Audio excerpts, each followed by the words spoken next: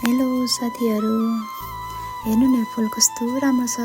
यो मैले लगाएको फुल हाम्रो घरनिरको फुल अनि यो फुल माघको महिना फुल्नुपर्ने फुल हो, तर यो के भन्छ अहिले पुसको महिना फुल फुल्यो क्या।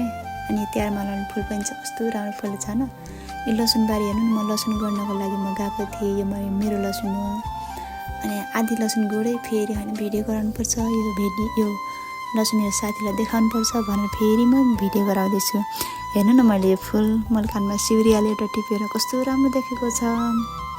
यो फुलहरू के लगाएपछि जसलाई पनि राम्रो देखिने कि मलाई चाहिँ राम्रो लाग्छ कि, त्यही भएर मैले लगाएको। हेर्नु न कस्तो राम्रो देखेछ। अनि यो लसुन मैले गोड्दैछु, यो झारहरू मैले टिप्दै यो लसुनहरू गोड्दै गरेछु। साथीहरू तपाईँलाई कस्तो लाग्छ खै? मलाई चाहिँ यो लसुन गोडेपछि अनि बेला बेला मन लगाएपछि, झारहरू टिपेपछि अनि टाइममा पानीहरू लगाएपछि मलाई लसुन चाहिँ कस्तो राम्रो भएको जस्तो लाग्छ कि। अनि ठुल्ठुलो गाना पनि लाग्यो जस्तो लाग्छ कि। कसैले भन्छ लसुन गोड्नु पर्दैन भन्छ, कसैले त्यस्तो भनेको मैले सुन्छु, तर मैले चाहिँ लसुन गोड्छु प्राय। हेर्नु कस्तो राम्रो भएको छ हाम्रो लसुन। अनि यो फुल हेर्नु न कस्तो राम्रो फुलिरहेको छ। यो जङ्गलको फुल हो। यो फुल पनि देखिहालेँ मैले, कस्तो राम्रो फुल छ। यो बहिनी आएको छ, उसको पनि छ नि त्यहाँ लसुन। अनि लसुन गोड्न त भनेको पुरा पुस दिएर बसिरहेछ। हेर्नु न साथीहरू, जो साथीहरू दुई बहिनीको बिहे एकै ठाउँमा भयो भने धेरै कुरामा सजिलो हुँदो रहेछ कि। मैले अनुभव गरेको एउटा दुःखमा सुखमा हरेक कुरामा चाहिँ दुई बहिनी भएपछि कस्तो कि अरू साथी नै नचाहिने कि। हामी दुई बहिनी भएको कारणले गर्दा हामीलाई प्राय हाम्रो साथीहरू हुँदैन कि। हामी जहाँ जाँदा पनि जे गर्दा पनि दुई बहिनी हुन्छौँ नि प्राय। अनि बिहे नहुँदाखेरि चाहिँ दुई बहिनी त्यति धेरै मतलब हुँदैन है। साथीहरू तपाईँहरूको भयो कि थिएन। हाम्रो बिहे नहुँदा पनि त्यस्तो धेरै त भएन, अलिअलि चाहिँ झगडा चाहिँ पर्थ्यो। हेर्नु न यो फुल कस्तो राम्रो फुलिरह। अनि अलिअलि झगडा त पर्थ्यो हामी दुई बहिनीको, तर बिहे भइसकेपछि चाहिँ धेरै के माइतीको धेरै यादहरू चाहिँ आउँदो रहेछ साथीहरू तीमाथि। अनि बहिनीसँगै भयो भने झन् सजिलो हुने क्या। हामीले हेर्नु नि हात मऱ्यो भने चाहिँ मेहनती मान्छेको हात यस्तो हुन्छ भने चाहिँ देखाइरहेको छ। उसले मेरो बहिनी आएर पनि मेरो पनि यस्तो छ भनेर उसले देखाइरहेछ क्या।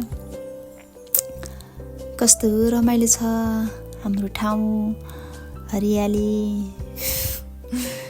बहिनीलाई देखाएर हेर्नुहोस् है, उसलाई छिटो गोड भनेको।